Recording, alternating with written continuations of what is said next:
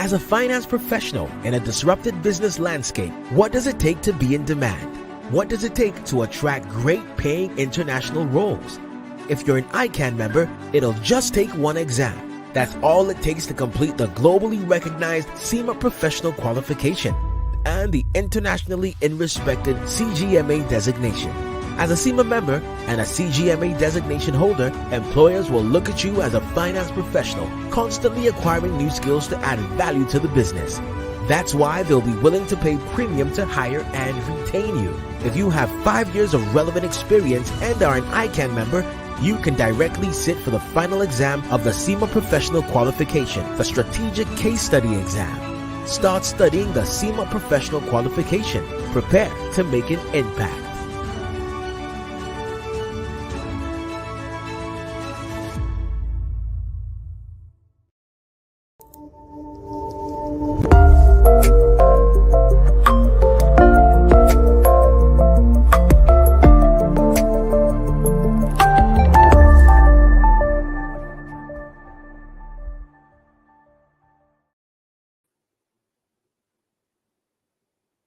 Good evening, our professional colleagues, friends, and students of the Institute of Chartered Accountants of Nigeria.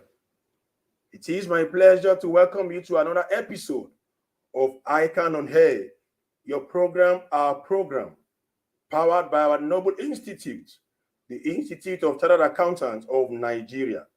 I'm your host for today, Tosin Akinwumi. Today, 13th April 2023, we shall be considering another topical issue: multiple exchange rates and the impact on businesses. And I have here with me an erudite scholar, a world-class economist, a vibrant speaker, an eminent tax professional, Dr. Joshua Bamfo, who shall be discussing and dissecting the topic. Dr. Joshua Bamfo is a partner and global transfer pricing practice co-leader at Andersen, with responsibilities for Africa and Middle East. He bagged BA in Economics First Class from the University of Ghana, MA in Economics, University of Guelph, Ontario, Canada, and PhD in Economics, University of Delaware in USA. My guests have over 16 years of experience specializing in transfer pricing while working for the Big Fours in USA, South Africa, Nigeria, and Ghana. Josh, as fondly called, was a visiting assistant professor of economics at the University of Delaware, USA, before starting his TP career with EY in Atlanta, USA in June 2007. Until recently, he was an associate director at KPMG in Nigeria. Josh is an ardent speaker at TP workshops and seminars, such as the BNA's Council for International Tax Education, TP seminar in Atlanta, where he won the 2009 Top Star Speaker Award. He was also authored or co-authored about 10 TP articles in globally recognized tax journals. His areas of expertise are in global and regional TP documentation for multinational companies, TP planning, intellectual property, planning and transfers, cost contribution arrangements, and advanced pricing agreements. He has worked on a number of TP engagements in various industries, including the oil and gas industry, consumer and industrial markets, financial services industry, and telecommunication, and also technology industry. He has also worked extensively with Nigerian tax authorities to develop their TP capabilities and design TP manuals. Ladies and gentlemen, that is the rich profile of our guest on the show today. But before I bring him in, we need to go and pay some bills. Like we usually make you aware, this program affords professionals and business owners to showcase their goods and services at affordable rates. The reach of this program is global, and I assure you, you won't regret the patronage. So sit back and relax, and I will be right back with my guest after this time out. Stay tuned.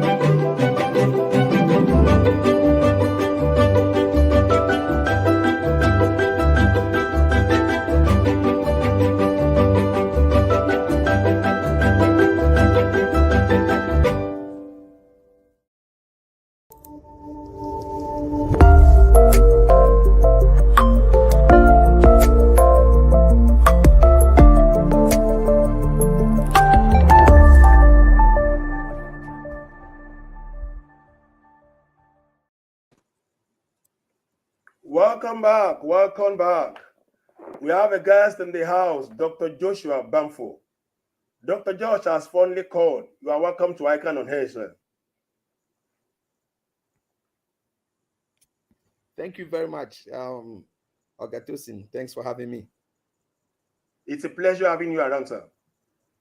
I also want to welcome our viewers across the length and breadth of the country and those in the diaspora who are already connecting with us. And like I did say, we shall be considering the topic for today, multiple exchange rates, the impacts on businesses. Multiple exchange rates, the impacts on businesses. So Dr. Josh, let's start this way. A nation's national currency is expected to provide some measure of independence in its national monetary or exchange rate policies. And having you today as our guest on the show will provide our global viewers the opportunity to share from your wealth of knowledge and experience. So let's start by laying the foundation blocks for today's topic of discussion. What exactly is currency and what is money? Thank you very much. I think this is a very important foundational question to really kickstart today's discussion of multiple exchange rate regime and its impact on businesses. Many a times people confuse the concept of money and currency. In fact, they are interlinked. Currency is a subset of money. So currency basically is some government actually giving a directive that a particular tangible product should be accepted as a legal tender, for the exchange of goods and services. So if you have cash in the form of paper notes or coins, these are, government telling us that this is an accepted means of transacting, business, that is goods and services. And so we all respect that because that directive is coming from government. So that is the most liquid form of money. But the other forms of money, you and I know that it's not all the time that you can make, a transaction with cash per se or currency. We can also access our deposits in our account, using our debit cards. That is not currency, but that's another form of money. We can also access our savings accounts, our deposits in our in savings accounts. That's also part of money, but that's not currency. So currency is actually a subset of money. All right. But in all cases, they allow us to be able to, exchange goods and services amongst each other, basically. Okay. Thank you, Doctor. I think we got that. Currency is actually a subset of money. That shows that it's a relationship. So let's move on to another question. Does currency stability and currency strength mean one and the same thing, or are they completely different in any way? Yeah, so when we talk about the concept of currency stability, there are two ways you can look at it, and we tend to confuse the two. The first is to look at the stability of a currency in terms of the ability to buy goods and services. In that particular case, you're looking at, let's say, the naira as a currency. You say, is the naira stable in terms of the quantity of goods and services I can buy with that? In that case, the macroeconomic variable that you're looking at is inflation. So when inflation is high or volatile, you see that your currency is not stable because now you can buy lesser of goods and services that you could prior to the inflation going up. So currently we have an inflation rate in Nigeria hovering around, let's say, 28% or 20+%. Now, it means that that same 100 naira or 1,000 naira that you had some months ago might not be able to buy the same goods and services today because inflation has gone up. So that is, currency stability in terms of the quantum of goods and services you can actually afford. And it has to do with purchasing power. The other one, when we talk about currency stability, is when you are dealing with, trade with, an outside country in the form of whether you are buying an imported product. In that case, the currency stability you're talking about is how the naira is stable or unstable against another currency, such as the US dollar or such as the pound, right? In that case, you're looking at its stability in relation to its value against another currency. So there are two ways of looking at the stability. in terms of the goods and services that you can actually buy, and in terms of its value against another currency. That is currency stability. But when we talk about strength, basically we are looking at the strength of one currency against another. So if whenever our currency appreciates or increases in value against the dollar, we are saying that the naira currency is strengthening, all right, it's getting stronger against the dollar. On the other hand, if it gets is depreciating or gets devalued, then we'll argue that the naira has weakened against the dollar. So that is where we come in when we talk about the strength of a currency against that of another currency. Thank you very much, Doctor, for that clarification, for making us to know today that there is actually a difference between currency stability and currency strengthening. As we launch further in this discourse, Doctor, can you please help our global viewers to have a better understanding or appreciation of the following currency concepts? The first one is currency redesign. What is currency redesign? The next one is currency redenomination, currency depreciation, and currency devaluation. Okay. All right. So let me look at all those four different concepts relating to currency. So currency redesign has become very, popular or infamous in Nigeria because of what occurred pretty recently. But if you think about currency redesign, it's just a matter of redesigning a new note or coin currency to replace existing ones. So when we come up with new notes or new coins to replace existing notes or coins, then it's a currency redesign to replace the previous ones. And the main reason why economies tend to redesign notes is to usually fight counterfeiting. Because when you have a currency that has been in place for a long time, you might have people try to counterfeit such currency, and such illicit behaviors has to be mitigated. And so when you redesign a new note to replace the former one, it's supposed to help fight that. But we know that the current redesign of the currency led to a different issue altogether, which is beyond the scope of our discussion, because it was supposed to be used to solve other issues besides the traditional way of dealing with counterfeiting. So that is currency redesign. The second issue is currency redenomination. All right. Redenomination is whereby you tend to change the number of digits, or that a currency actually has. And the example I can give is that of Ghana, which redenominated its currency in 2007. So prior to that, they realized that the currency had become weaker and you needed to carry so much in terms of notes and coins in order to transact business. So when you redenominate, all right, you change the digits from, let's say, 10,000 old Ghana cedis now becomes equivalent to one new Ghana cedi, right? So you've taken away 4 zeros, all right? Now, in the face value, the value has not changed, because that 10,000 old Ghana cedis should be able to buy the same goods and services that one new Ghana cedi should buy you. So it's not a change in value, but it's just that we've taken away the number of digits. And what happens is that now you have to carry less notes in order to purchase goods and services. So it helps with reducing the cost of transactions and makes transactions more efficient. So that is currency redenomination, where we change the number of digits, usually taking away some zeros, so that now you have, instead of 10,000 old Ghana cedis, you just have to have one Ghana cedi, a simple note. All right. Now, the third element, if I remember, we've talked about redesign, redenomination. What was the third one? Currency depreciation. Currency depreciation. All right. So once we move to currency depreciation, we are moving into the realm of exchange rates, right? And that is basically the core of today's discussion. And later on, I believe I'll have the opportunity to define what it is. But whenever you have a situation where you are trying to use the local currency to purchase, another currency, in order to buy goods and services or import products or what have you, then you need to look at whether your currency is strengthening or weakening. So currency depreciation is where the local currency is weakening against that of, a foreign currency. So if you take the Naira versus the USD, a depreciation of the Naira means that the Naira's value has decreased against the dollar. All right. And usually this is based on market forces, right? Demand and supply of the dollar. So if we go to the dollar market or the foreign exchange market and you have excess demand for the dollar, that means we need more naira to just get $1. So in that case, the naira has depreciated against the dollar. All right. So that is currency depreciation. And this basically happens in the foreign exchange market.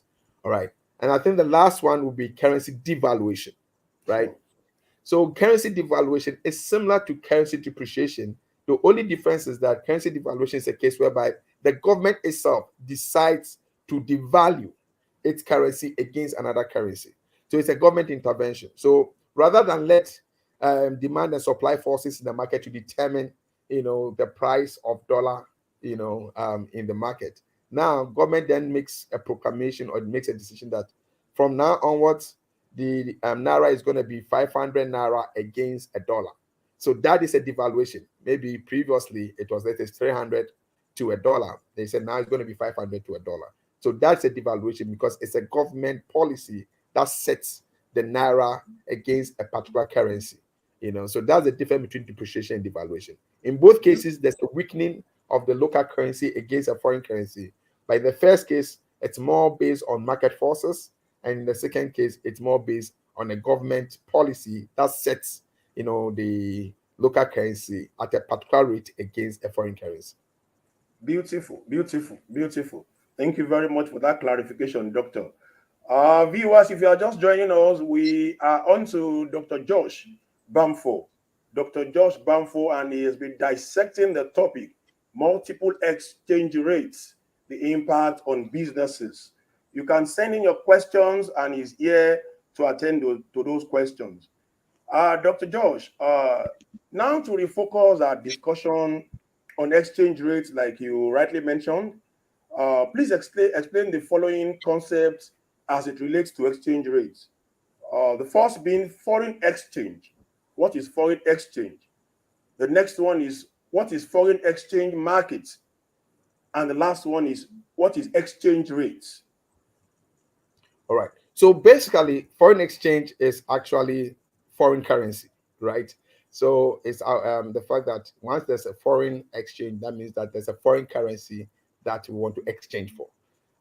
And in a foreign exchange market, there's going to be a demand and supply for that particular foreign exchange or that foreign currency that we are interested in.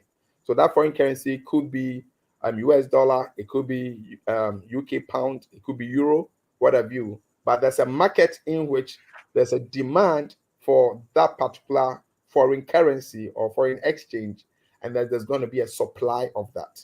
All right. So whenever there's a demand and supply, then there's a market. All right. And the price at which that transaction occurs is what is called the exchange rate. So the exchange rate is the price at which the naira will be traded for the dollar, right? So that exchange rate could be 700 naira to a dollar, or it could be 450 to a dollar, or what have you. But the exchange rate is just the price at which one currency is traded for another currency. So that is basically the foreign exchange market. Okay. Thank you, Dr. Josh, for that explicit explanation. Another question for you here. Nigeria is described as a country with multiple exchange rates. So please educate our global audience on the following. What does multiple exchange rates really mean?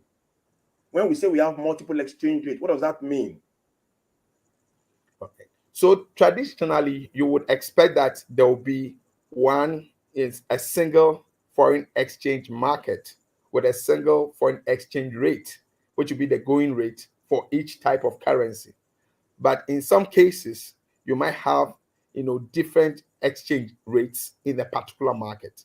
So if you look at the Nigeria case as an example, in 2016, when we entered into the second recession in recent times due to the oil price shocks, that led to oil prices, reducing significantly to at some point $37 per barrel. That meant that our foreign exchange reserves depleted significantly. So there was a need for the Central Bank of Nigeria to intervene.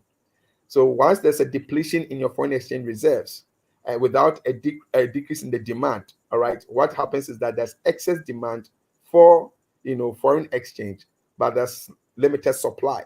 So Central Bank of Nigeria needed to intervene in one way or the other. And one way of their intervention was to create another exchange rate, in addition to, the market rate.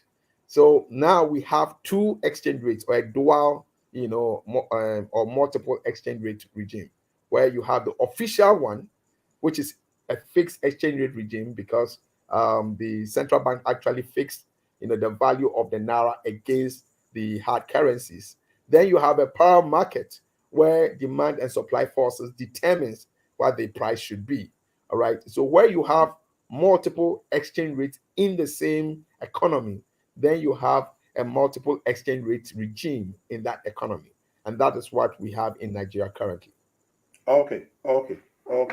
So I think you've mentioned it in passing, but let's get it in clear terms. What are the types of exchange rate regimes that we have out there?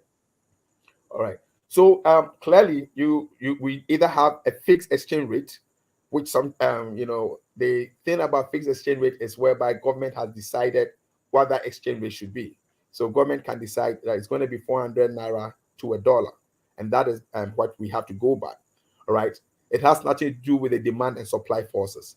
The challenge with a fixed exchange rate regime is that government has to consistently be able to supply forex into the market to meet any excess demand that comes in. Because if there's excess demand and you fix the exchange rate, what is going to happen is that definitely the price should go up. All right. Or else some players in the market will not get access to forex because there'll be shortage. So that is the challenge with fixed exchange rate regime. So a fixed exchange rate regime is where government sets, the exchange rate in terms of the local currency against some hard currencies, such as the US dollar. That is very difficult to maintain. So it's very rare. It's not that common. The second type is what we call the floating exchange rate regime. And that is the most common type, globally. And what that basically seeks to do is that government will usually determine some range within which they believe that the exchange rate should, hover around. All right. And then they intervene as and when, the exchange rate is going either below or above that particular target range. So, for example, government might say that, hey, we don't want our naira exchange rate to actually depreciate beyond $800, 800 naira to $1, for example. So when the exchange rate continues to depreciate, let's say 750, the only way you can bring it back down is to push more foreign exchange into the market so that there's excess supply of that dollar, which would then make the naira appreciate or that rate reduce. Okay. So that is basically how we conduct floating exchange rate regime, where government from time to time intervenes to keep that exchange rate within some reasonable range. Then the final type is the flexible exchange rate, where government doesn't intervene at all and allows the market using demand and supply forces to determine what the rate should be. Obviously, in that case, where more and more demand is placed on that hard currency, such as the dollar, then the exchange rate, the local currency is going to depreciate at a fast rate, and that can create some problems. So, hardly do you also see a pure flexible exchange rate regime, because at some point there might be the need for government to intervene. And if government doesn't have enough forex, that could be problematic. So those are the three types: the fixed exchange rate regime, where government sets that rate; the floating exchange rate regime, where government, based on some intervals, would intervene so that the exchange rate falls within some particular range or band. And the final one is a flexible one, where government doesn't intervene at all and allows the market forces to determine that rate. Beautiful. So we have a fixed, we have a floating, and we have a flexible exchange rate regime, as you have explained. Thank you very much, Dr. Josh. We really appreciate you. And I'm sure and I'm glad our viewers out there are also following you and enjoying the way you are dissecting and doing justice to this topic. Then, if I may ask, what are the merits of multiple exchange rates to the economy of a nation? Are there merits of a multiple exchange rates to the economy of a nation? So generally, most people do not see a lot of merits, but I think we need to be very objective here. Depending on the circumstances that an economy faces, sometimes there might be the need for an economy to have a multiple exchange rate regime. And if you take Nigeria as an example, that was exactly what happened. So in the case of 2016, where there was a significant and unexpected drop in the price of crude oil globally. And with Nigeria being highly dependent on crude oil export, as foreign exchange earnings, almost 90%, that significantly impacted Nigeria's foreign exchange reserve. So you couldn't basically leave it to the market forces to actually assess something that was depleting. So government had to intervene. And in intervening, you then introduce a different exchange rate window, which is targeted towards sensitive and very important key sectors. So what they said was, look, if it's going to be the export sector, because we want to ensure that we have more exports, all right, in order to bring in more forex, then you are going to access, that particular window where the fixed exchange rate regime, you get a more favorable rate, all right. So, and for some investments, you get access to that particular window. So that window was created to cater to some selected sectors, which are supposed to be very critical to the success of the economy. Whereas the rest of the public will then have to access the power market, which is dependent on the force of demand and supply, and obviously faces higher depreciation and higher costs, to the rest of the public. So you could see the rationale behind it. All right. So there could be some basis for having a multiple exchange rate. It can bring some level of stability into the economy where there's significant excess demand for forex and we don't have enough supply of forex, such as what happened in 2016, 2017. Other arguments are that during such periods, there can be significant capital flight. In other words, foreign investors in portfolio investments, such as bonds and stocks, could decide to take their money out of the economy. If you don't have, this multiple exchange rates, that can have a huge adverse impact on the economy.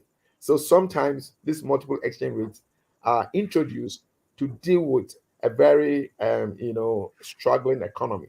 So those can be seen as some of the positives of a multiple exchange rate regime. All right, all right, all right. So if we have seen the positives, can we also see the negatives if there are? So clearly, most proponents are for the negatives and the fact that this is not a great thing for an economy. And one of the biggest, and it's not only economists or individuals that are pushed against it. The IMF, actually has advised the Nigerian economy to do away with the multiple exchange rate.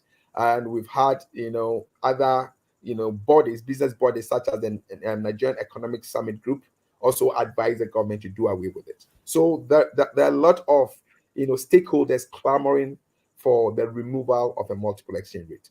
And there are a number of reasons that's the case. So first and foremost, when you have those two markets, right? One, which is the official rate, which is more favorable and less costly, and the power market, which is more expensive to buy the foreign exchange rate. It leads to a lot of speculation. All right. So you have speculators who then speculate that, look, the price of the naira and the price of the dollar from a naira perspective, is going to be more expensive. So why don't I buy more now, hold them until things weaken, and then I sell them when I can get more from it. All right. And that purchase in order to hoard and sell in future actually worsens the shortage of dollars in the market and leads to further depreciation of the currency. And that's the reason why we see the power market now hovering almost around 700 naira to a dollar. When some few years ago, when I came to this country, I'm Ghanaian, when I came to Nigeria almost 9 years ago, I think a dollar was equivalent to 150 naira, right? So we've seen this galloping of this exchange rate test of depreciation in part because of this power market. So it leads to speculative behavior, which actually worsens the case. And when the cost of purchasing dollars is so expensive, it hurt businesses that are highly dependent on importation of raw materials or plant equipment in order to do their business. It's not only the speculators, even government agencies. It creates an incentive for what we call round tripping, right? That's a rent-seeking behavior. So if I work in the CBN and I have access to the dollars at the official rate, I can actually sell it to my friends or businesses. So at a price slightly higher than that, but lower than the power market, and that rent-seeking behavior actually leads to misallocation of resources in an economy. it also leads to a concept called cronyism. So if you always sell to your friends, those who you know, as opposed to the sectors that have a real need. So we've seen a lot of negative impact due to these multiple exchange rates, and that's the reason why there's a huge advocacy for having a single exchange rate regime, where when you need forex, you buy it at the market rate.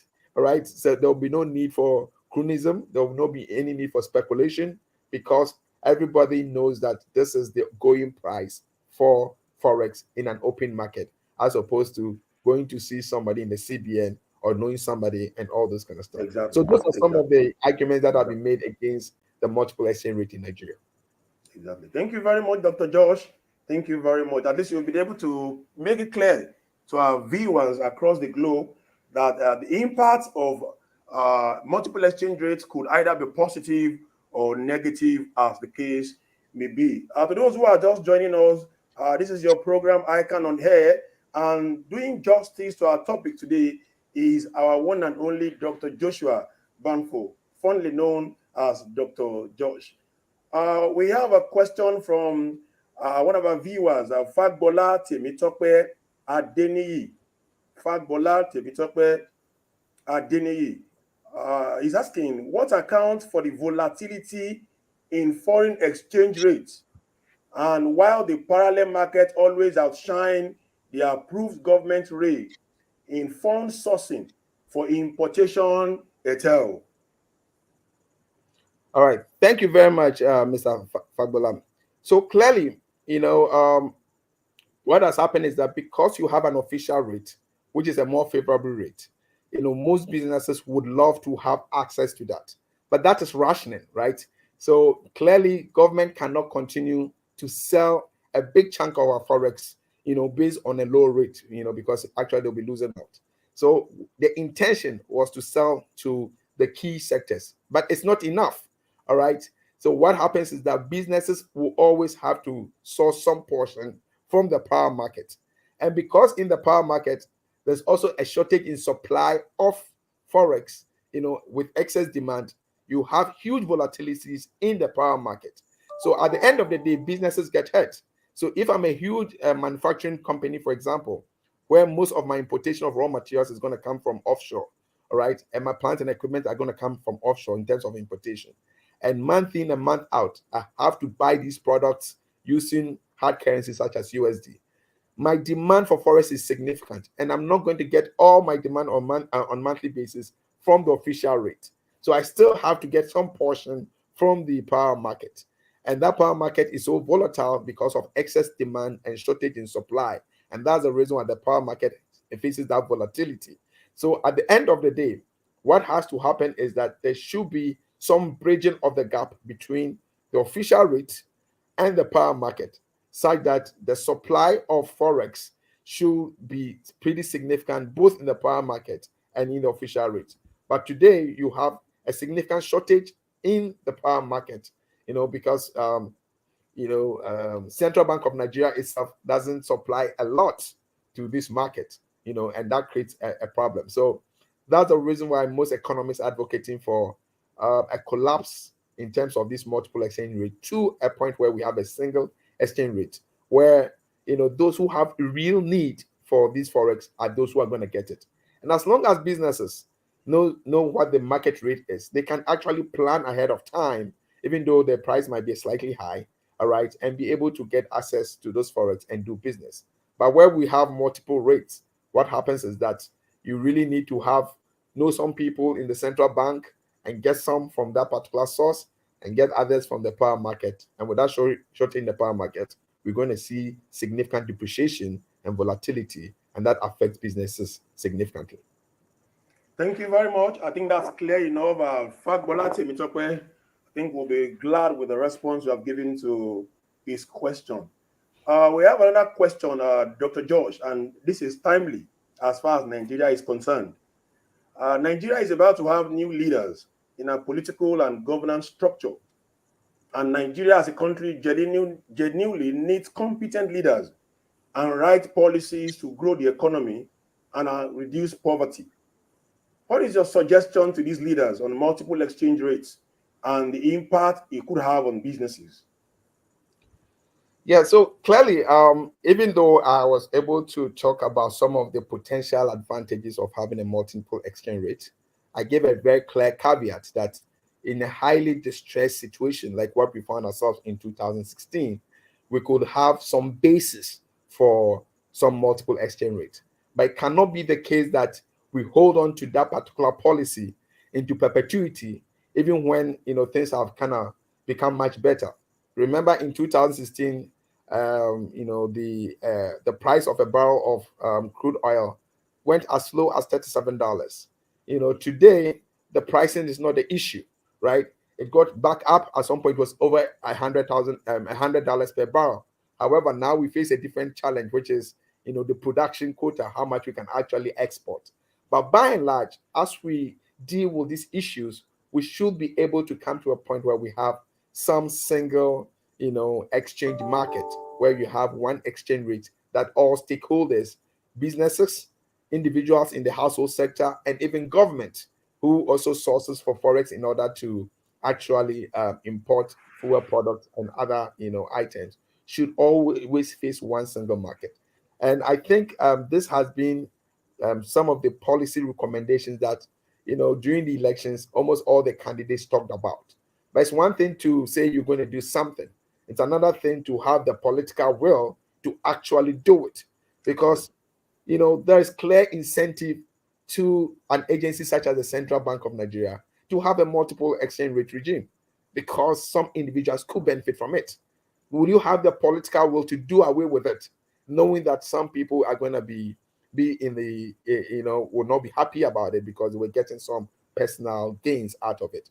But my recommendation to the new government is to make bold decisions that they believe is going to turn the economy around.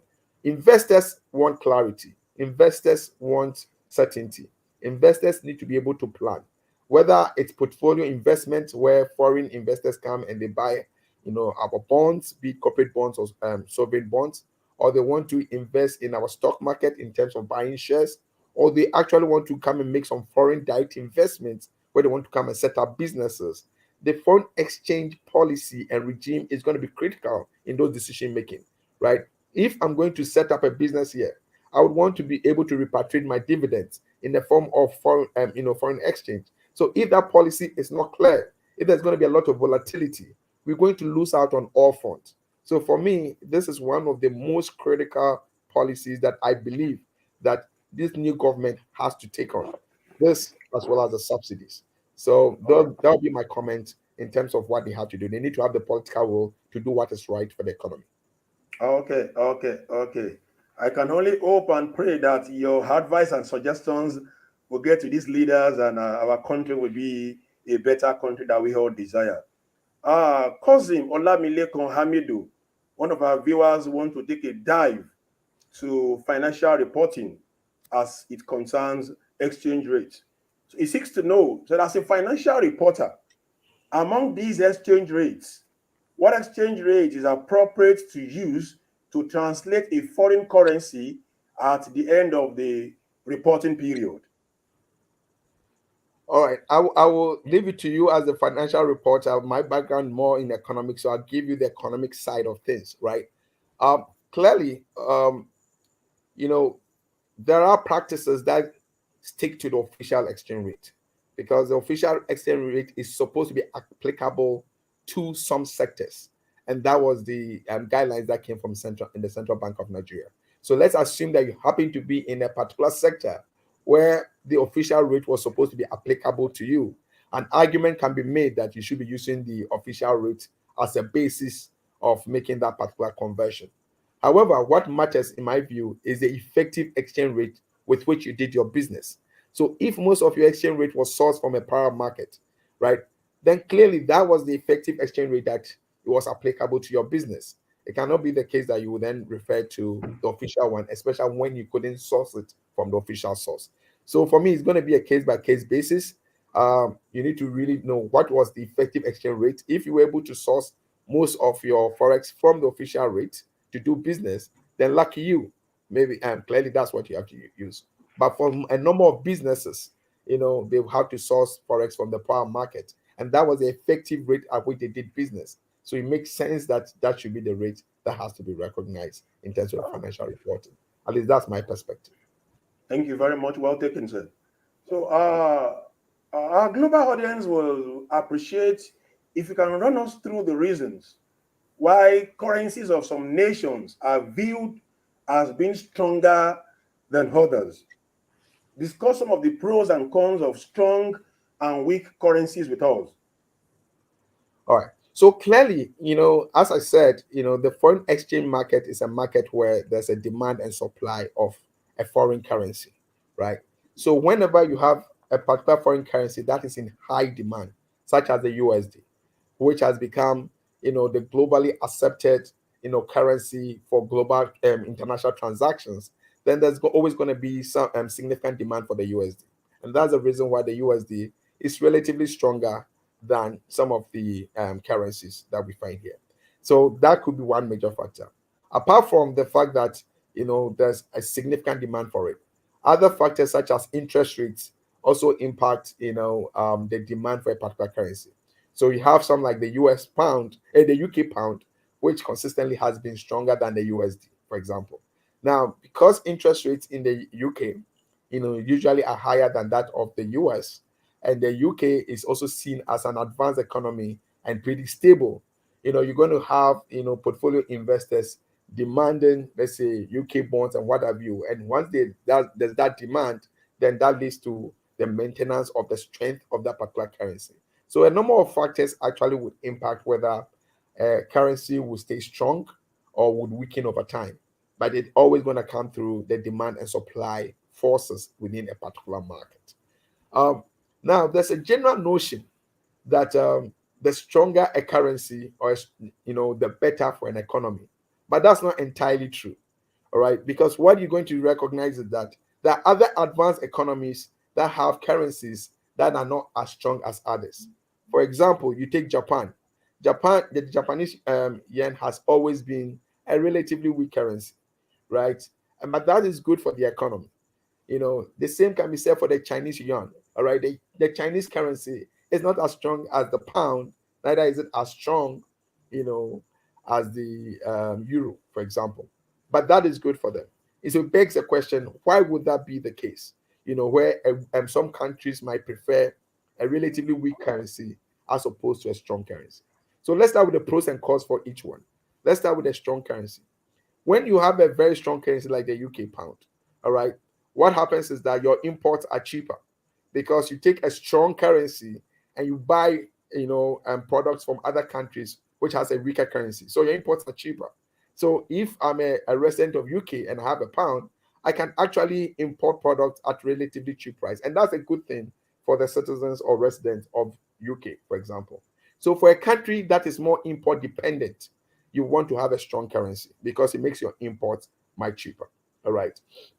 And it allows for purchasing and good purchasing power. Now, on the other hand, if you're an export-oriented, economy, such as Japan and China, Japan exports a lot to the rest of the world. They don't want to have a strong currency because when they have a strong currency, that means that their products are very expensive on the international market. So they lose a competitive edge. So rather, in that case, they would want to have a weak currency so that their products are much cheaper on the international market and there's more demand for that such product. So let's take automobile. All right. We know Japanese cars, Toyota, Honda, Mazda. These are cars that we all demand because they are more affordable, So they really would want to have a relatively weak currency compared to US cars such as, General, Motors or Ford or Chrysler. All right. For similar type of, cars, that could be more, expensive if I have to buy it in dollars compared to Japanese yen. So that is a reason why you might have some economies that actually prefer to have a weak currency. In fact, US tends to accuse China and Japan of sometimes intentionally weakening their currencies so that they gain competitive edge in the international market. Now, when you bring it to Nigeria, you need to ask yourself, what type of economy are we? Are we export oriented or are we import dependent? Today, we tend to be more import dependent. So whenever we have a weak currency, we all cry foul because we like to buy imported goods. So it becomes so expensive and it leads to imported inflation. And that's the reason why from this part of the world, whenever our currency is weakening, we all start crying foul because we are import dependent. However, if our economy were to flip around and become export oriented, all right, and we export more of our products, especially processed finished products, then we might have an incentive to have a weak currency so that we can export more and make gains out of it. So there are pros and cons to strong currency versus weak currency. It depends on the nature of your economy, whether you're export oriented or you're import dependent. All right, all right. Thank you very much for the enlightenment, particularly on the fact that nations can deliberately and intentionally weaken their currencies in order to gain competitive aid. Thank you for that clarification. Let's quickly come to acknowledge some of our viewers who have joined us on this show today. Ismail Sulaiman, all the way from Kebbi State. Thank you for joining us today. Oladokun Olatunji Yusuf, all the way from Ibadan. Thank you for joining this show. Uche Marizu, all the way from Port Harcourt. Thank you for joining ICAN on Air. I'm sure you are enjoying the section today. Shoson Olusoji from Abeokuta in Ogun State. We acknowledge you. Thank you for connecting. Quickly, because time is not on our side, we have a question from one of our viewers, Biliamin Oladeyinde. What determines the number of exchange rates? Are they single or multiple? Is it government policy that determines that, or the availability of foreign exchange to defend the demand? Thank you. So clearly, it's a government policy, all right, and that policy could be right or it could be wrong. So as I said in Nigeria's case, government at the time felt that there's significant drop in the foreign exchange reserve due to the unanticipated drop in oil prices globally, necessitated the need for a dual exchange rate regime so that they can protect some key sectors to ensure that the economy continues to bounce back from the recession. So that was a government policy necessitated by a recession that wasn't anticipated, right?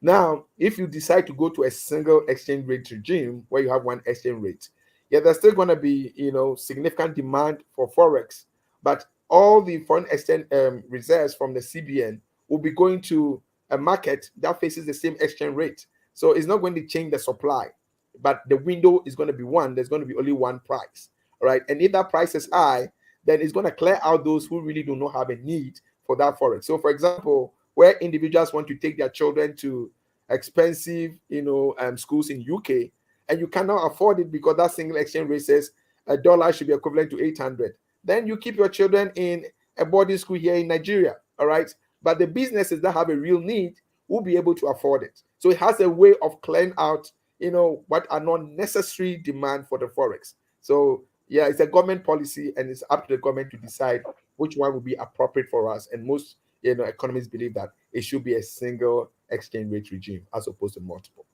All right. Thank you, Dr. Josh. Another question again from Onwuma Ernest.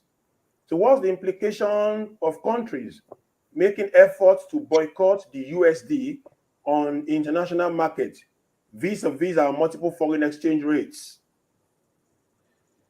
So clearly, what has happened is that as a fallout of the lingering effects of COVID-19, as well as the Ukraine Russia war, what we've seen clearly is that the USD has gained so much in terms of its values, gone stronger. Now, there's been a lot of borrowing. Remember, the COVID-19 period was a period whereby there were huge budget deficits, that were incurred by a lot of emerging and developing countries. And that meant that they needed to borrow more. So once you have to borrow, especially in foreign currency, and your financing obligations are in that foreign currency, such as USD, all right, and your currency has depreciated significantly against the dollar, it gets to a point that your debt financing becomes unsustainable. And that is what we are seeing in Ghana today, which has actually turned a seemingly good economy upside down. So what most of these economies are trying to look at is how do we engage with other jurisdictions without actually having to demand as much in USD, because it's become too expensive. So that's where the creativity is coming in. So in Ghana, what they've done is try to do what they call gold for oil transaction with Saudi Arabia. So Saudi Arabia has excess, fuel products. All right, the Ghana government needs to buy fuel products from these countries to Ghana, but they also have gold. So rather than go buy USD before you go and buy the fuel products, why don't we transact directly between gold and the fuel products, so that we don't really have to go through the USD route because it's become too expensive. So it's become a fallout of that, and I believe that it's a way that will help stabilize the USD, because if more and more countries are using other means to transact among themselves, as opposed to over dependence or using USD for international transactions, then there's going to be lesser demand for USD, and that will help stabilize the value of USD. And maybe we might go back to it, but for now, it's just too strong. And so nations have had to be more creative in terms of going around it. Thank you very much. Thank you very much, Dr. Josh. I can see many thumbs up for you. I can see our viewers are really enjoying this segment. As you are winding down gradually, another question for you here. As a knowledge coach, briefly take us to the classroom. What are some of the reasons for the depreciation in the value of the Nigerian naira? So clearly, when you look at the naira and its depreciation, you always need to look at it from the two sides of the coin. The first is the supply of forest, and the second is the demand side. Clearly, most of our woes has come from the supply side. So our major foreign exchange earner is the sale of crude oil, export of crude oil. In Previously, it was the price of crude oil that was hurting us. Luckily for us, the price of crude oil globally has gone up. Unfortunately, our production, capacity has dwindled due to, theft, vandalism, and other reasons. We are way below the quota that OPEC has set for us. So that is one problem that is making it difficult for the Central Bank of Nigeria to supply enough forex to meet the excess demand that we are facing, and that's leading to the depreciation. So that is one major reason for the depreciation: the fact that we don't have enough supply of forex through the traditional mean, which is our export of crude oil. The second has to do with ensuring that we have enough remittances, which is the second source of forex supply coming in. When you have multiple exchange rate regimes, all right, sometimes these remittances do not come through the official means, because if it comes in unofficially, I could convert those dollars at a higher rate, which is the power market, as opposed to the official means. So there's been a challenge in terms of the amount of remittances that we should be getting, especially at a time that we're seeing a lot of people leaving this country in droves. This so-called Japa syndrome. We should expect something positive in the form of remittances going up. So that is something that we really need to see, so that we get something good out of a bad situation.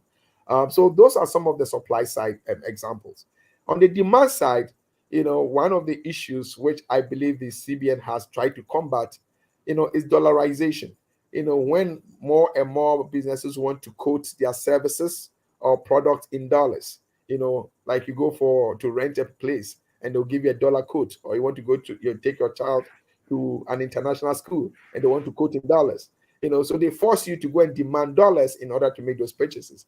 I know CBN has actually tried to fight against that, but dollarization leads to excess demand for dollars. And if there's not enough supply, that also leads to depreciation. So the impact in terms of depreciation can be seen from two sources: the supply side effects and the demand side, and that is leading to the depreciation of the naira. Thank you very much, Dr. Josh. Who else can do this better if not for an economist like you? On a final note on this session today, let me take your thoughts on these.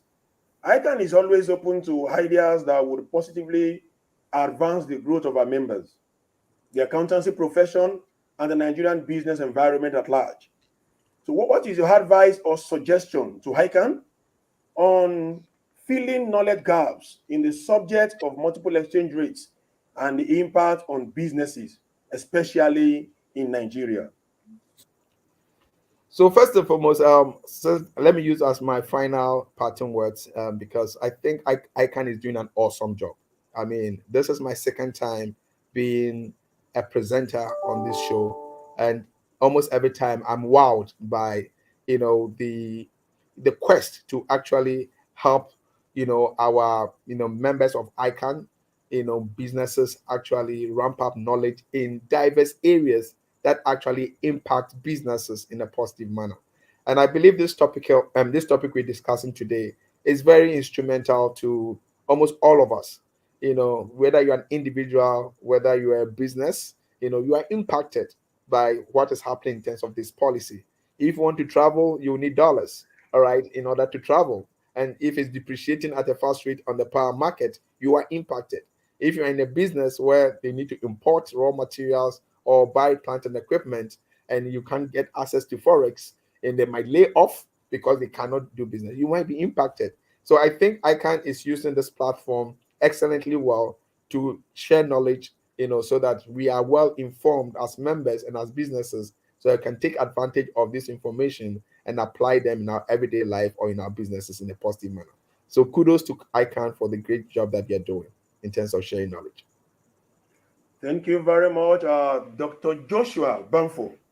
We want to say a very big thank you for coming on today's show and sharing your wealth of experience with us. On behalf of the producers of this program and editorial team and our viewers across the globe, we appreciate your time and effort. And we hope when next we call on you, you will happen on our call. Thank you, Doctor. Thank you very much, Mr. Tosin Akinwumi. It's a pleasure. Thank you. Thank you. Now, let's quickly take some announcements. ICAN Fellowship Conferment. ICAN Fellowship Conferment now comes up on May 20th, 2023. Applications are still open. Members who wish to climb up the ladder of the membership could quickly take the forms, complete the applications, and make their payments in this month. The fellowship conferment programs now comes up on May 20th. Also, the ICAN annual dinner comes up on May 6th. Purchase your tickets. Tickets are on sales. Ensure you get your ticket. All this information are hosted on ICAN website, www.icanig.org. You can have all this information on ICAN website. And also to our teaming members, ICAN members, let's make every effort to pay our ICAN subscriptions and contribute our part to the growth of the Institute. All right, our beloved viewers at large, ICAN on Air now comes up every Thursday of the week between the hours of 6 p.m. and 7 p.m. Nigerian time. Every Thursday of the week between the hours of 6 p.m. and 7 p.m. Nigerian time. Dear professional colleagues and our global viewers, you would agree with me that today's program is worth the while, highly educating and instructive. I want to say thank you for being part of the show. And that will be all for today. Till I come your way again with another guest and another contemporary topic, please stay safe and sound. On behalf of the editorial team and the producers of this program, I'm Tosin Akinwumi. I'm saying thank you for watching and bye for now.